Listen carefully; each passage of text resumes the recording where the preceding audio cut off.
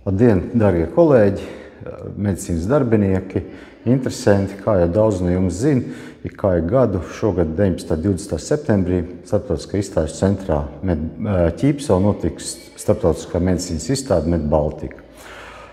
Šī izstāde pulcē ne tikai medicīnas preču ražotājus, bet arī ārstus, medicīnas darbiniekus, interesantus, kas interesējas par jaunākām attīstības tendencēm medicīnā, un parasti paralēli medicīnas izstādē, kas notiek šajā laikā, notiek arī tālāk izglītības apmācības kursi gan no dažādām asociācijām, gan arī no Latvijas ārstu biedrības. Latvijas ārstu biedrība šogad rīko divas konferences. Konferences veltīta sirds veselībai, kas ir veidot sadarbībā ar Latvijas kardiologu asociāciju, un būs multidisciplināra konference, kur dažādi speciālistu ārsti, kā piemēram radiologi, algologi,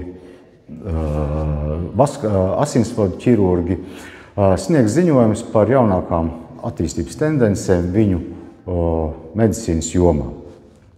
No Latvijas ārstu biedrības aicinājums ir apmeklēt šos pasākumus. Reģistrācija notiks sākot no 1:00 un pašas konferences notiks 3:00. 2 stundas jūs varēsiet brīvi apmeklēt arī izstādi, reģistrēties uz šīm konferencēm.